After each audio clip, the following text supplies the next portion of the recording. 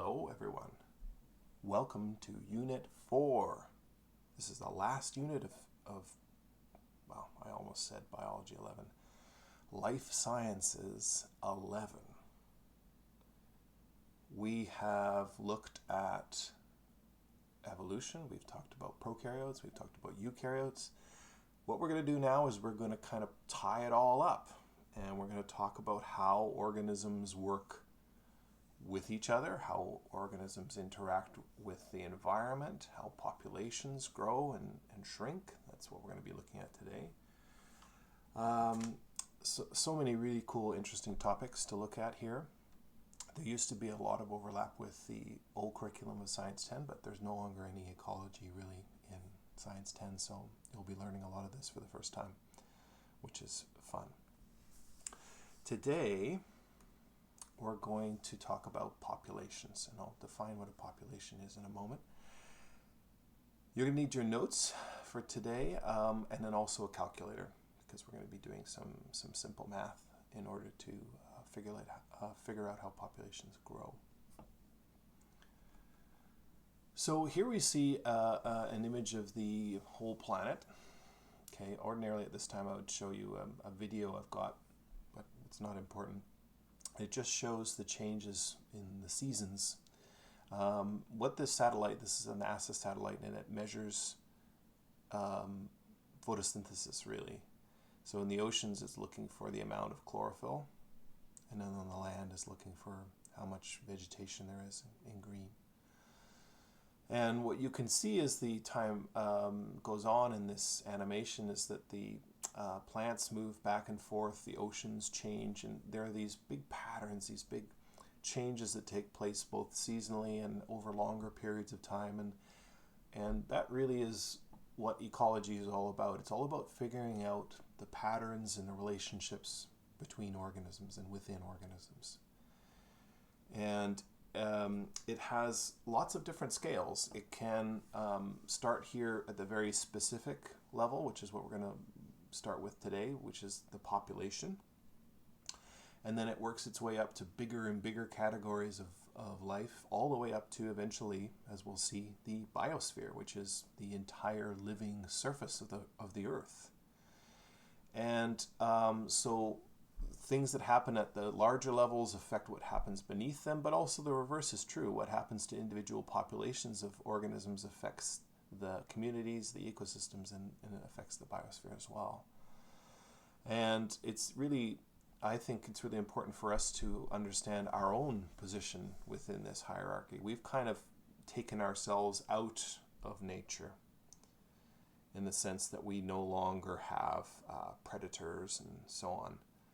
For the most part, there are a few things that can still eat people, but it's very rare. So it's important for us to think about what our role is. Where do we fit in? How do we interact with our own communities, our own ecosystems, and how do we affect the biosphere? So that's going to be one of the big themes of Unit 4, is talking about humans and our own impacts on the planet. Okay, so today we're going to talk about populations. A population represents all of the individuals belonging to a species that live in an area. So here we can see part of a population of elk. That's what these are. And so the key thing here is to remember that they're all in one species. Okay, and they all live in one area. Now there's important things to remember here from Unit 1, from evolution, when we were talking about how populations are the basic unit of evolution. A population doesn't necessarily include all of the individuals of a species. There can be multiple populations of any given species. Okay, but it does include just one species. That's important. You'll see that when you start to include multiple species, you're starting to talk about what's called a community of organisms. This is just a population. So, populations change according to what are called rates. So I'm going to start by talking to you about what a rate is, and then we'll talk about the rate that we're interested in, which is called the growth rate. A rate in math is simply anything where you have a quantity divided by some other quantity. So here generically I've called it quantity 1 divided by quantity 2. Now quantity 1 and quantity 2 will have some sort of unit, right? You could say have kilograms on the top and liters on the bottom, okay? Mass and volume. So the key thing to remember with a rate is that a rate is something where one thing changes according to another. So the quantity 1 changing according to quantity 2. It's always relative to two different things. Okay. A good example of a rate is something like change in velocity. Okay. If you ask somebody how fast were you going and you just say 5, that doesn't mean anything, right? But if I said to you that I was going at 5 meters per second, that means something. Okay, that's a rate. It means that I've moved 5 meters, okay, that's quantity 1, over 1 second, which is quantity 2. So the same thing is true for the growth rate of a population. Okay, growth rate of a population, which we abbreviate with the lowercase r, okay, lowercase r, is equal to the change. You should remember this delta symbol from Science 10, but this symbol here is the Greek letter delta. And delta means change in. So if I say delta R, I'm saying change in R. Or delta T, change in T. So if I put a delta in front of capital N, the capital N, as we'll see, is the population size, and then the over delta T, which is time. So the growth rate is the change in the size of the population over time, right? It's a rate. You cannot say, if somebody says, well, you know, what's the growth rate of this population? You can't say 6. It doesn't mean anything. You have to say, well, it's 6 elk per month. Okay? You have to specify an amount in a numbers of individual organisms and a time. All right? So this is one of the formulas for growth rate. And you'll see how we can apply the different formulas in a moment. We'll practice all of them. So, populations have the ability to increase in size. And their ability to increase in size is called their birth rate. Okay, so again, notice the word rate is in there. So that's defined as how many babies are born into the population over time. Okay, and that is abbreviated, as you can see, with a capital letter B. Okay, I should mention, I forgot to mention this previously, I should mention that you don't have to memorize these formulas. They will be provided to you. Okay, but you do need to memorize how to use them and what they mean. All right, so birth rate, capital B, is how many organisms are born into that population over time. All right, so here we have a population, are part of a population of salmon. These are little baby salmon hatching out of their eggs. So the number of salmon eggs that hatch over time defines the birth rate of that population of salmon. Populations can also decrease in size. They can get smaller, and they do so according to a specific death rate, which is abbreviated with capital D. Okay? So the death rate is the number of individuals in that population that die over time. Okay, so here we see a predator catching an adult salmon. That would be part of the death rate for that population of organisms. All right, birth rate and death rate. So this is how we can set up our formula. So first of all, let's label all the parts here. Remember that lowercase r represents the growth rate of a population.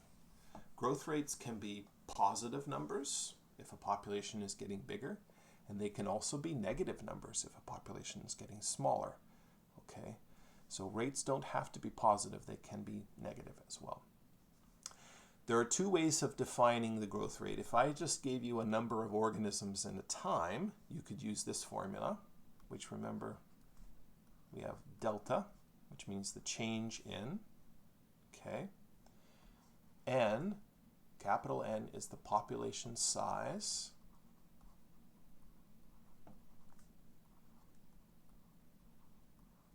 And T is the time. Okay, so the change in the population size divided by the change in time is one way of defining growth rate, R. Another way of defining it, if you have a birth rate and a death rate, is this. You can take the birth rate, capital B, and you can subtract from that the death rate, capital D. And that also gives you what R is. Okay. Now some students are confused. They say, well, Mr. Boyd, why doesn't this one have a T on the bottom? Why isn't it divided by T? You told us that all rates have to be something over something else. Well, remember that these are already rates. There's a birth rate here and a death rate here, so that you don't have to divide them by time, B and D, because they're already rates. Okay? You're just figuring out the difference in rates in order to calculate the growth rate. Okay. As I said before, it's called growth rate, but it can be negative. Okay, and the reason it can be negative is if, for example, here, if your death rate is higher than your birth rate, then you end up with a negative number. So in other words, if more organisms are leaving your population than are joining your population through birth, then you end up with a negative growth rate. So it doesn't have to be positive, but usually that's what we're going to look at. Okay, so here's a couple of formulas for us to start off with. Let's do some practice. First practice question, a hypothetical population of giraffes increases from 1,200 organisms to 1,600 organisms over a period of 10 years. What is the growth rate of this population? Okay, now you should remember from Science 10 and perhaps from chemistry or physics if you've taken those two classes, either of those classes, you should remember how to do a calculation which involves a formula. But just so that we're all on the same page, a minimum amount of process to solve a calculation like this would involve 3 steps. The first step would be to write out the formula.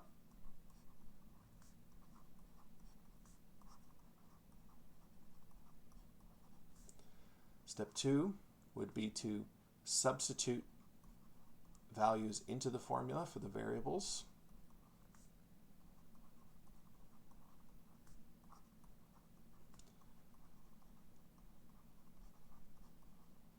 And the third step would be to solve for the final answer.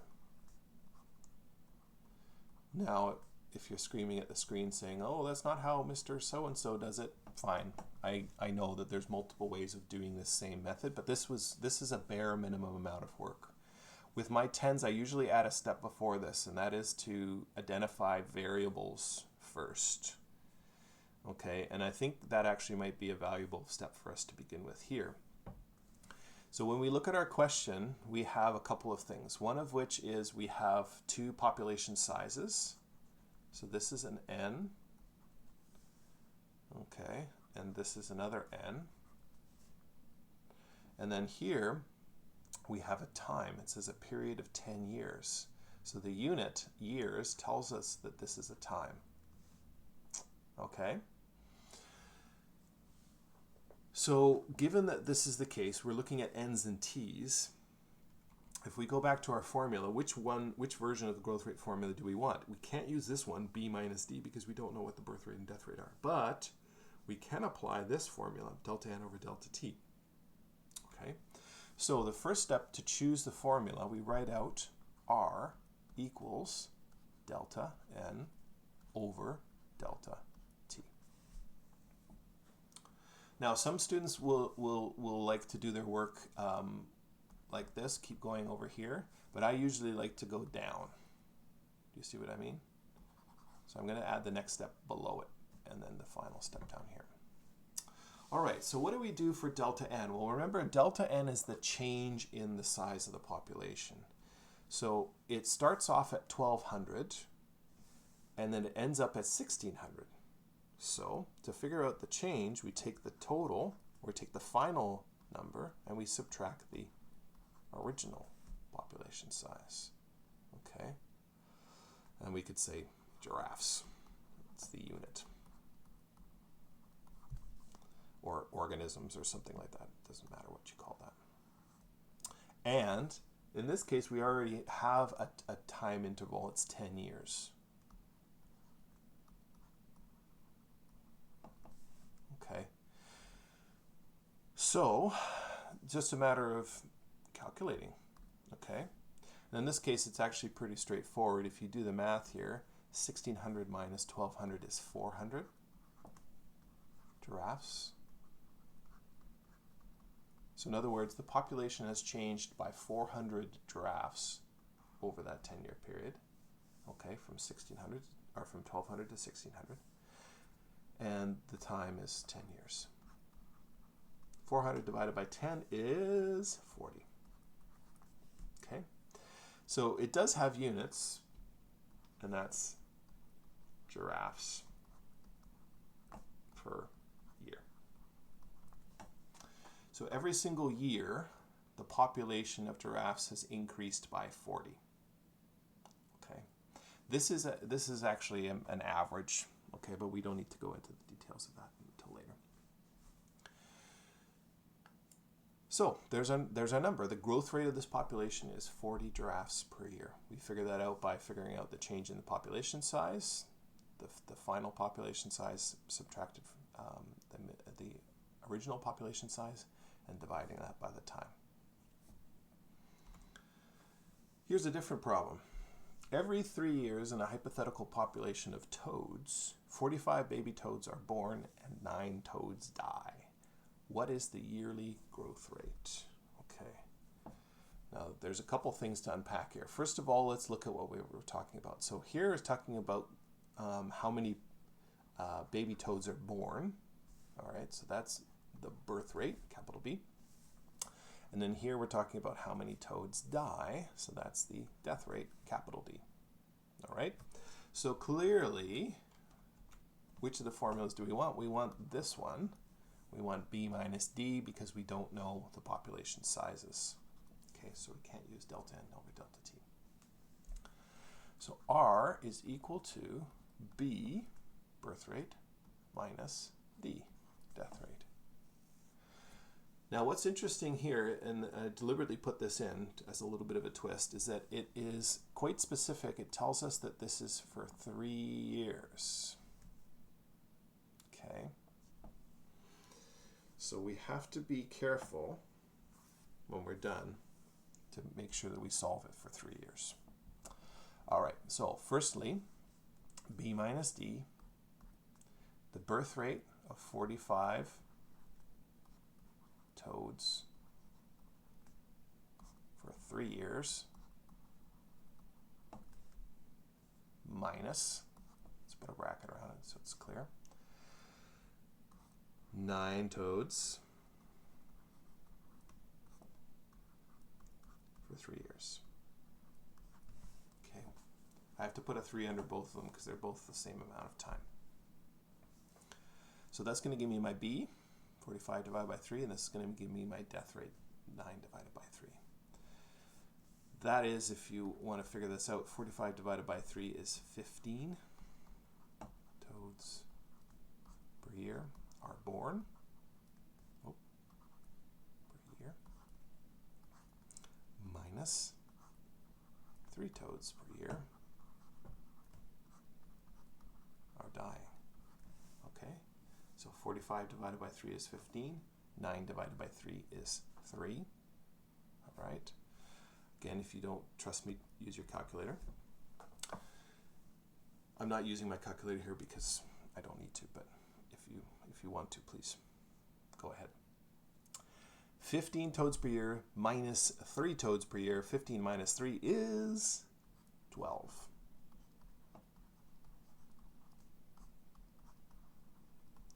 So the growth rate of this population of toads is 12 toads per year. Okay.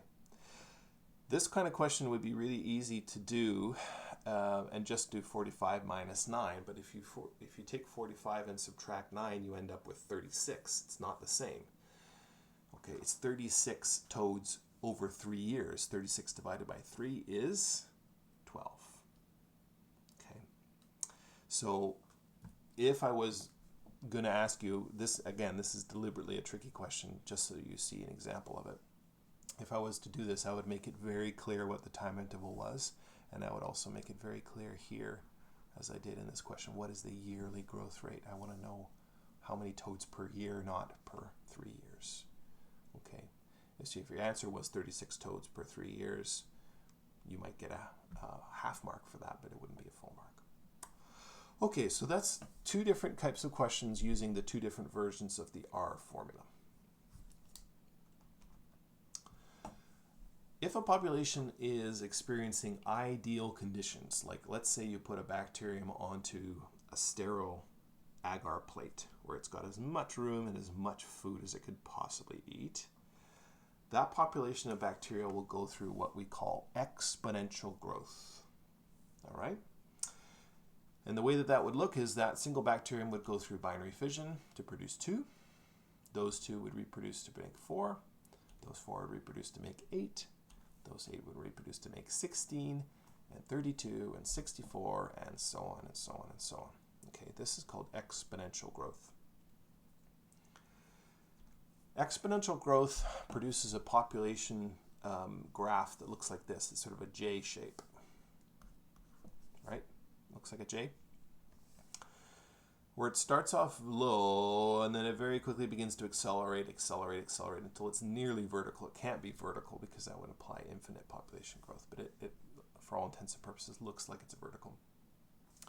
And as you can see, under ideal conditions, a population of bacteria can reproduce every 20 minutes. So they can divide every 20 minutes. So you would get, after, this is almost 4 hours, you would have a population in the thousands, okay, from a single original bacterium. So exponential growth very, very quickly produces a very large number of individuals in that population. It depends, of course, on how long it takes for their, how long each generation is, so to speak, but it very quickly increases the size of the population. The formula for exponential growth is, okay, the change in population size over the change in time, that's R, remember, is equal to this value, R sub max, which is the maximum growth rate for that population, multiplied by N, which, as we know, is the population size.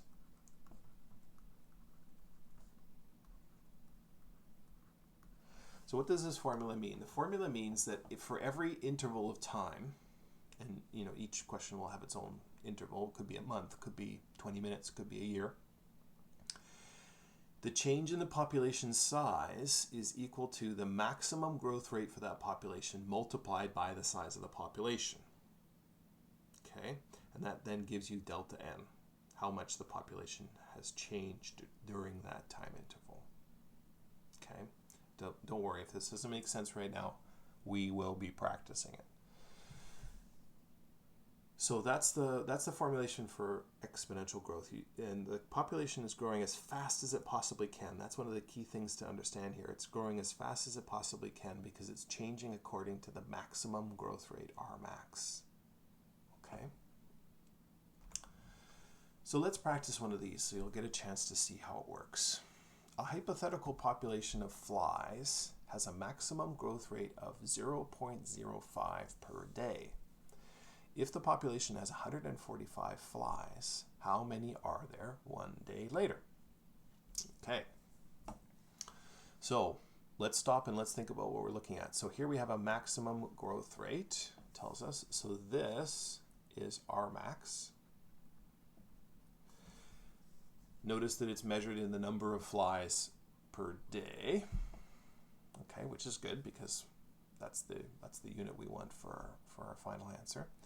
And if the population has 145 flies, so this is N, the population size, okay, and that means we have everything we need. So formula, delta N R sub max. This is a subscript, if I haven't mentioned that yet, N. Now I haven't mentioned this, but this is basic formula math. If I write out, 3x equals 6, what I'm really saying is 3 times x equals 6. So there is actually a little multiplication symbol in here, right there. All right, it's just not written when you do formulas. You don't write all the multiplications out because it would be tedious. Okay, so you'll see that what we want to do is we want to multiply this number times that. That's what I'm trying to get at. All right, so the R max we know is 0.05 flies per day. The population size is 145 flies. Okay, all I'm doing, see here, is I'm just moving these values down. I'm using brackets to keep it all clean and clear, which is a useful habit to get into for chemistry and physics as well. And that value goes here, this value goes there. And then it's just a matter of solving. Okay, so now I do need my calculator, so I'm going to have to leave here. 0.05 multiplied by 145 equals 7.25.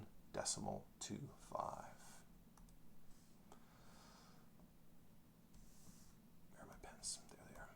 Okay, so that equals 7.25 flies. All right. Now, students are frequently confused by these fractions. Okay. What you do in this case is you round, because there's no such thing as a quarter of a fly. So the end result is that you get 7 flies. Okay. Now the population asks us, how many are there 1 day later? Okay. So the delta N, the change in the population size, is 7. The finished population size is going to be the original population size, 145, plus the number that has changed, the delta N. Okay, so what's 145 plus 7? That is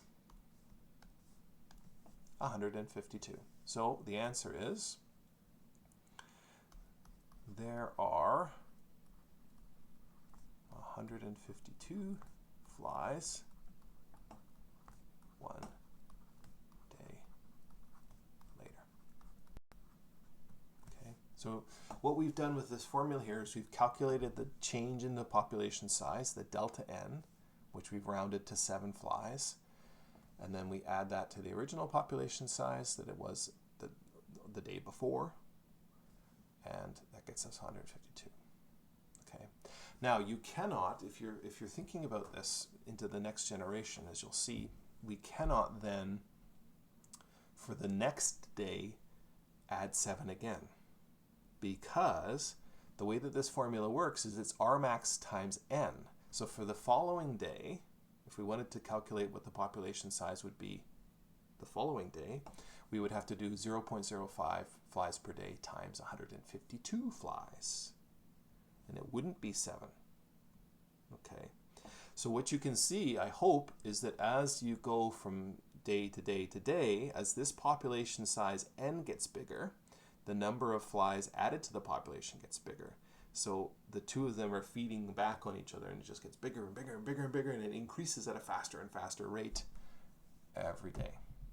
Okay, that's the essence of population, exponential population growth, is that you get this acceleration. Let's delete this. You get this accelerating effect where it starts off slow, remember, and then it gets faster, faster, faster until it's going almost vertical. And that's how this is accomplished. This number n is going to get bigger and bigger every day. This number doesn't change because the maximum growth rate for the population doesn't change, but the population size n does. So the number that you're adding onto the population every day gets bigger and bigger and bigger and bigger and bigger. And I'll show you examples of that later. And you'll have a chance to practice that later if you want to. Well, I would, it's not an optional. I would strongly recommend that you do the assignments and practice. So just to give you an idea of how extreme this process can be, exponential growth can be, there is this fictitious tale which is told. And it tells a tale of a courtier who brings a chessboard to the king of Persia. There's many different versions of this. So if you've heard your own version, don't say, Mr. Bohr, that's wrong. It's fictitious, so there's multiple different versions, but it doesn't matter. The point is, the king asks what he can give in exchange for the gift, and the courtier says, I would like 1 grain of rice on the first square of the chessboard, 2 grains of rice on the second, 4 grains of rice on the third, and so on. So in essence, he's saying, I want the amount of rice to grow exponentially as you make your way up the chessboard. Now, the king doesn't understand math very well, and he says, yeah, no problem, thinking he's going to pay, a sack of rice, okay? But if you do the math, you start with 1, and then to 2, and then to 4, and then to 8, and then to 16. There are 64 squares on a chessboard, so it's 8 by 8. If you do the math, by the time you get to the 21st square, so not even close to halfway through, you're looking at over 1 million grains of rice. And by the time you get to the 41st square, it's more than 1 trillion grains of rice.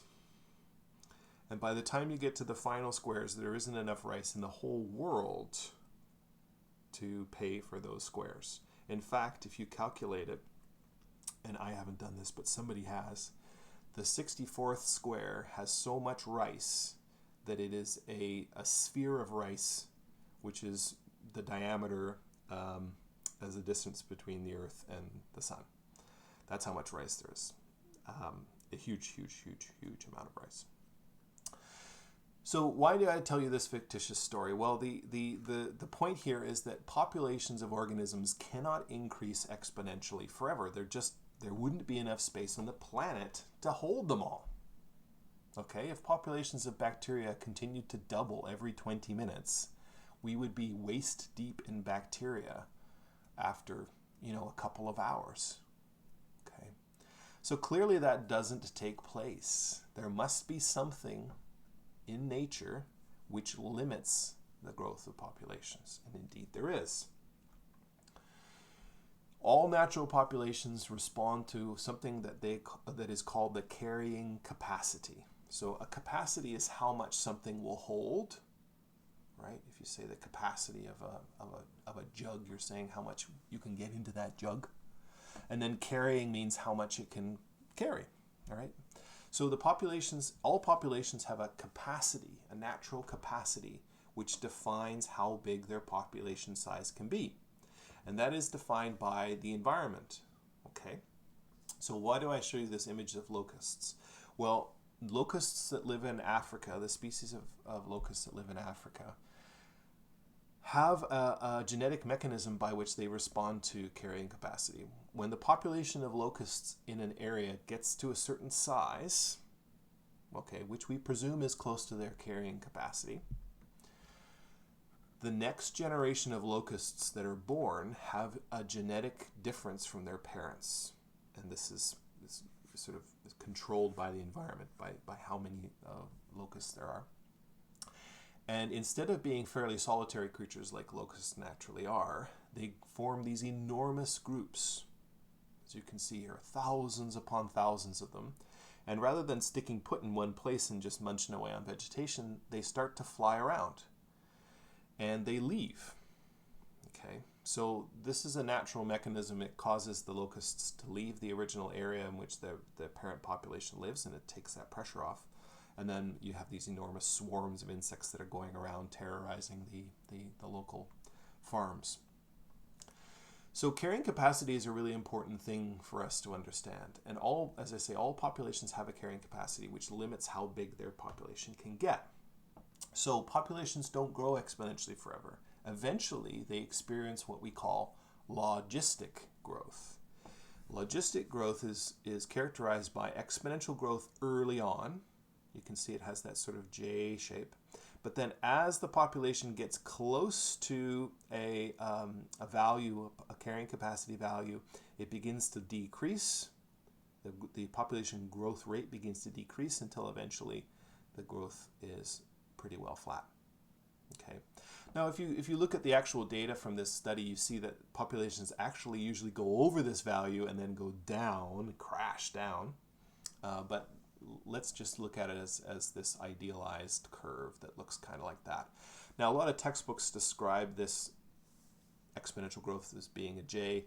A lot of textbooks describe logistic growth as looking like an S. I think that's a bit of a stretch for us to call this an S, but if that helps you to understand the shape of this graph, then by all means make that association in your mind. The formula for logistic growth, I should say, keep changing my mind here, is R max n times this. So we know what R max is. R max is maximum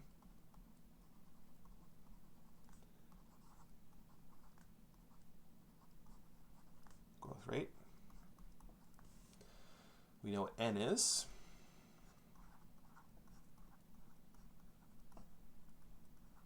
Population size. Now up till here, this is just the exponential growth formula, but logistic growth adds on this term at the end, and it's k minus n divided by k. What's k? K is the carrying capacity. So we have the carrying capacity minus the population size, that's n again, divided by the carrying capacity. So this whole thing gets multiplied by that value. Okay, and if you're savvy with math, what you'll see is that as the population gets closer and closer to the carrying capacity, this value in the bracket here will get smaller and smaller and smaller. Okay, until the change in population per whatever unit of time you're looking at per day or per year ends up being very small. Okay, and it can actually be 0. Okay, or it can actually be negative.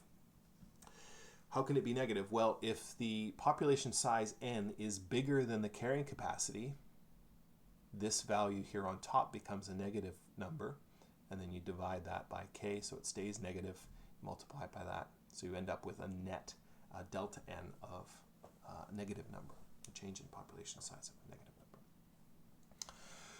Okay, so this is the third and final formula we need to practice with. And here's our first practice example. We have a population of parrots.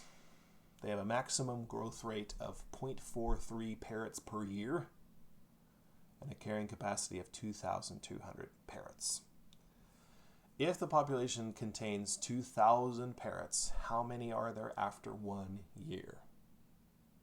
Okay, so as always, take some time at the beginning, figure out what you've got. Maximum growth rate 0.43, so this is R max. Okay, again, I've made it the same amount, so year and year. I could make them different like I did with that example with 3 years, but I'm not going to do that here, just to keep it simple. And the carrying capacity of 2,200, so that is K. If the population contains 2,000 parrots, so that's N, how many are there after 1 year?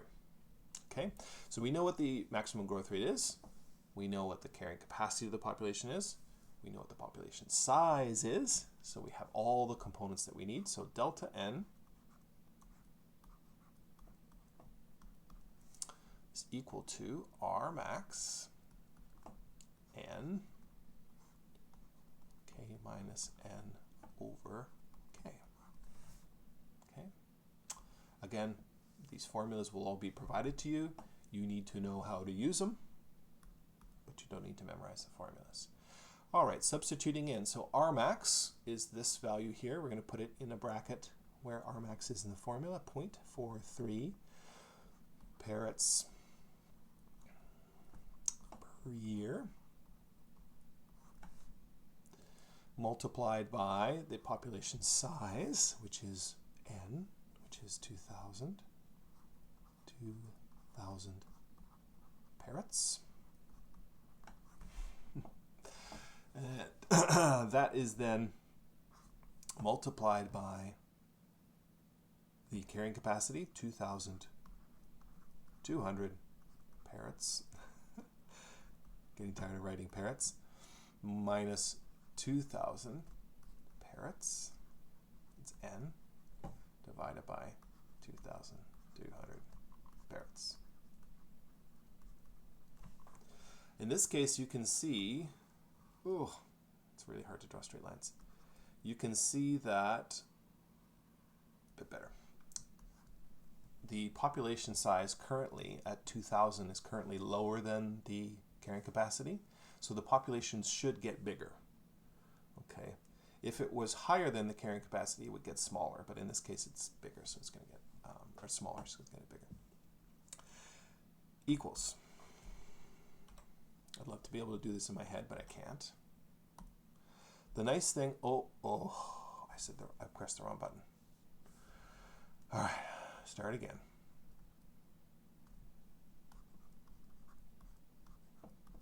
Sorry, gang.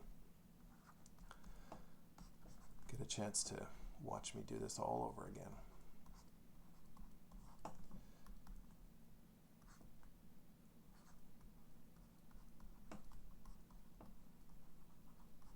I have a question that comes up every year in Science 10 at least 30 times, and that is, do I need to write units all the time? I would strongly recommend you get into the habit of writing the units because it helps you to get to the right answer. And if you're lazy and you just do the numbers, it's really easy to make a mistake. There are physics and chemistry teachers out there that insist upon having units throughout. There are some that don't. My advice is to write it out. Write out parrots every time so that you know exactly what it is that you're calculating. All right, equals.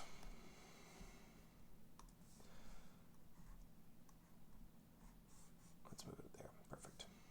It doesn't really matter how we do this because these are all multiplications. The order of operations, BEDMAS tells us it doesn't matter how we do this. But what I typically do is I solve this term first, k minus n over k, and then I multiply it by the others. So 2,200, correction, 2,200 minus 2,000 equals 200. We divide 200 by 2,200, and we get that. That's k minus n over k. We then multiply that value times 2,000, and then multiply that value times 0.43, and we get to our answer. Okay. Now again, you cannot write out 78.18181818 parrots because there's no such thing as 0.18 of a parrot, so we round it to the nearest parrot. And this is 78 parrots. 78 parrots. So what have we just calculated? We have just calculated the change in the population size after 1 year. Okay. Again, the population is the question is saying how many are there after 1 year? We can't say 78 because the population started out at 2,000. So it's not looking for delta n, it's looking for n, if you understand what I mean. It's not looking for the change in the population size. The change in the population size is 78. It's looking for the final population size. So what we need to do is add 78 to 2,000. And that's a pretty easy thing to do. So our answer is there are 2,078 parrots after 1 year. Oh, I wrote years. Let's make that correct. Oh, got them both. Peasant. Okay. So 2,078 parrots. The next year, again, it's important to remember this. If you were going to do the next year, you wouldn't do the same formula again and get 78. The next year, it would be 0.43 times 2,078 parrots multiplied by 2,200 minus 2,078 divided by 2,200.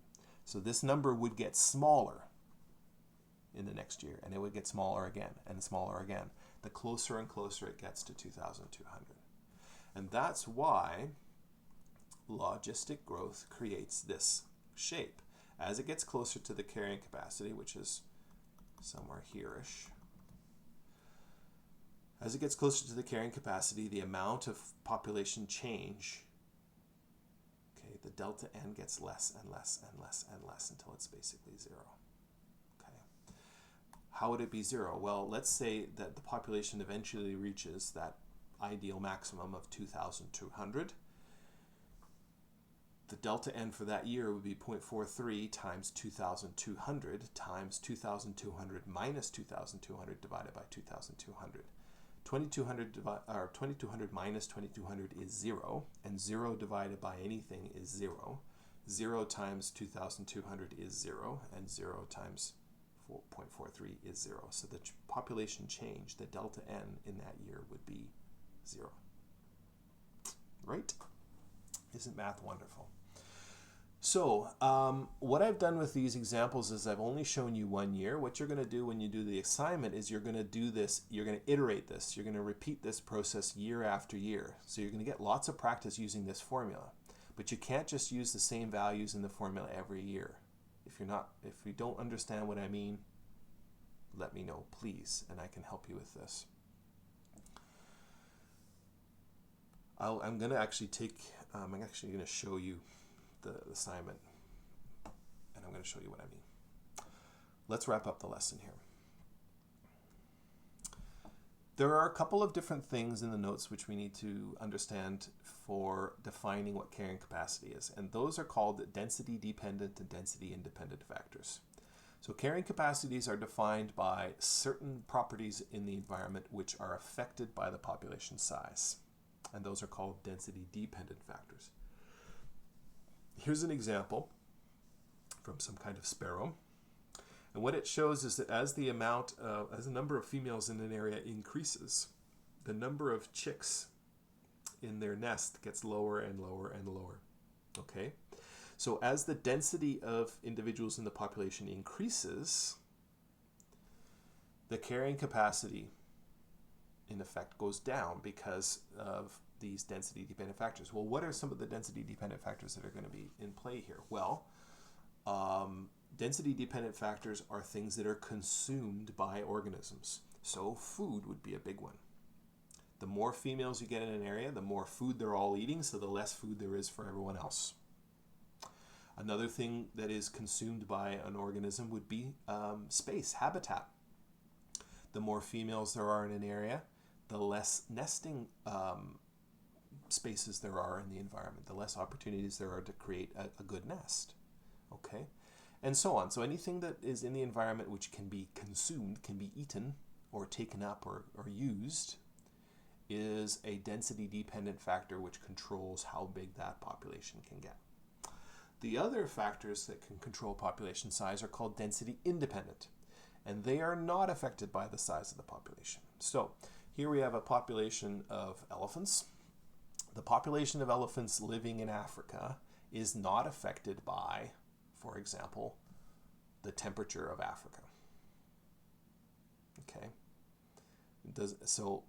What I'm saying in essence is the more elephants there are in Africa, it doesn't get hotter or colder.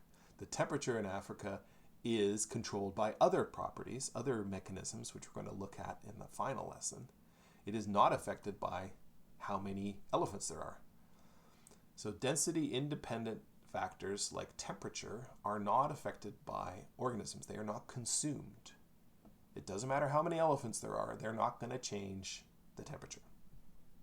Okay. Another one would be sunlight. Sunlight provides energy to ecosystems, but it's not affected by how many elephants there are. Right? We say, well, if there's so many elephants, they block off all the sunlight. Yeah, obviously, but that's not going to happen. So density-independent factors are characteristics of the environment which are not consumed by population size. And both of those things together, density-dependent and density-independent factors, are contributing to the maximum population size, the carrying capacity for that population in that environment. Okay. I want to wrap up here by talking about humans. I mentioned that in my intro. Humans are a very interesting species. Here we have a timeline of human population size. It goes up to the year 2003, which I know in your books is ancient history, and it is. It's over a decade ago. But trust me, we are well past this mark up here. The trend has not changed. We're heading towards 8. What you can see is that for thousands of years of human history, the human population size was pretty well constant, even when people began to figure out agriculture around about 3000, 4000 BC, or BCE, before the Common Era.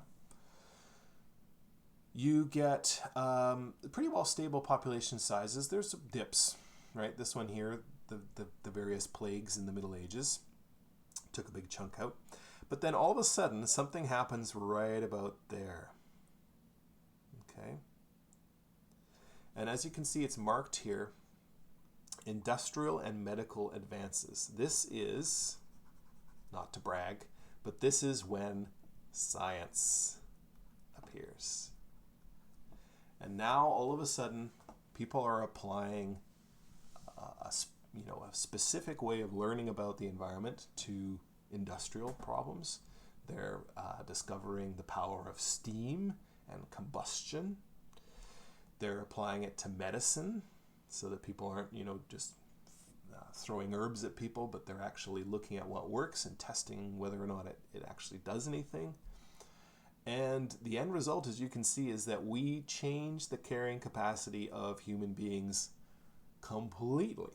It goes from being, sort of around, I don't know, maybe this is around 200, 300,000 people. Oh, no, sorry, 300 million people. To being 1 billion, 2 billion, 3 billion, 4 billion, 5 billion, in just a century, between each. What shape of growth is this? Well, very clearly we are in a J-shaped exponential growth curve. Okay, and as I said before, we are off the chart up here currently. We are still going up. Okay.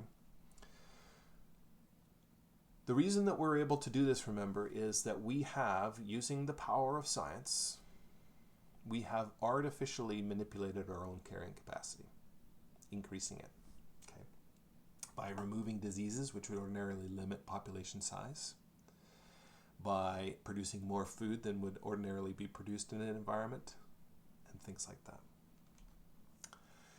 Where is most of this growth occurring today? Well, if you look at a figure like this, this is 2014 data, how many human births there are per 1,000 population. You can see that the hottest colors here represent the highest number of births, going up to 46 births per 1,000. The vast majority of this growth is occurring here in what is called sub-Saharan, or this is Saharan desert here, sub-Saharan Africa. There is growth occurring throughout the world, right? In our case, it's very low in the northern hemisphere, but this is a major area of human population growth right now. And you can see that there's a very big difference between the so-called developed world and the so-called developing world. Our country, being developed, has a relatively low population because our population size is not increasing very quickly. But populations in the developing world are increasing very quickly. We are hoping, this is into the future here, as you can see, 2050 is where it ends. We are hoping that this curve will start to level out. It'll start to take a S-shaped logistic growth curve shape. Where it will settle out, we don't know. But a good guess would be somewhere between 8 and 10 billion. Okay, somewhere around 9 perhaps. So here is this is showing you a different way of looking at it. Here we have different areas of the world and the percentage change of their population per year, annual per year. You can see that some places like Europe are actually getting smaller. In other words, the people in these countries are having fewer births, less than 2 births. So the end result is their population getting smaller. And that's offset by immigration, of course, and emigration. So yeah, you can see Africa contributes a huge amount to this. Latin America and the Caribbean also high on the list. Most of Asia is very high. China is a very different kettle of fish. Even though they have an enormous population, they have made huge efforts to limit that over the years, and you've probably heard of their one-child policy and things like that. So that's why their number's a bit low. So why is it important for us to understand human population size? Well, it's important because we are natural organisms in the sense that we have density-dependent factors that we require, like food and habitat and so on. The bigger our population gets, the more of those resources we consume. Okay? And so we need to be aware of how many there are of us because it has a huge impact on the planet. It has a huge impact on the natural world because we're cutting down natural habitats to make room for our own habitat and for making room for food and things like that. Okay, so what I'm going to do right now is I'm actually going to show you what the assignment looks like.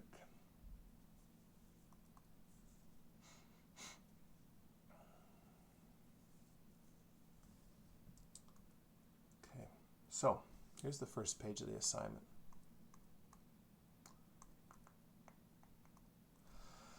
It's got a couple of questions here on R, calculating R. Okay, then it's got an example of exponential growth.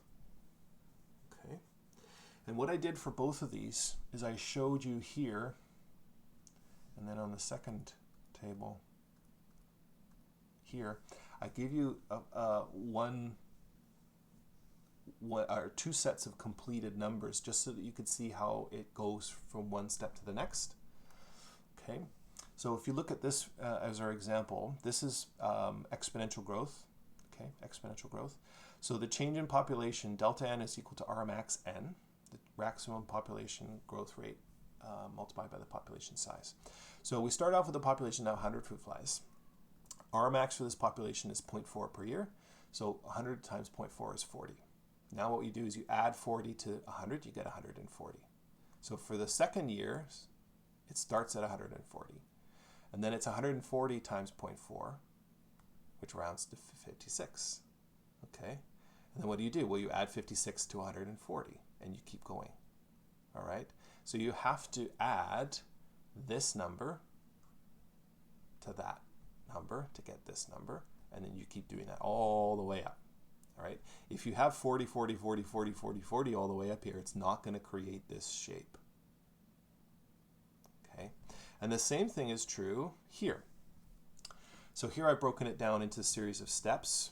Population size, R max n, so that times that gives you that. The logistic growth, k minus n over k, and then the change in population, which is that whole thing. Okay, so I've broken it down into a series of steps. So 1,000 times 0.6 is 600. Okay. The population has a carrying capacity of 8,000. So 8,000 minus 600 divided by 8,000 is 0.88. And 0.88 times 600 is 525. Then you add that to this number to get that, and do the same thing. 1525 times 0.6 is 915. 915, or 2000, or sorry, 8,000 minus 900. Sorry, I'm confusing my own self. 8,000 minus 1,525 over 8,000 is 0.81. 0.81 times 915 is 741. Okay. Again, like most things, you got to try it. Once you try it, you'll see that it makes sense. There's an intimidation factor always with math. I get that. I understand that. I wasn't the world's greatest mathematician by any means. There's a reason why I became a biologist. But once you try these, you'll see the pattern. The math isn't complicated, subtraction and multiplication. It's just how you apply the numbers to the formulas and get the answer. If you're having trouble, drop me a line, let me know. Okay, bye for now.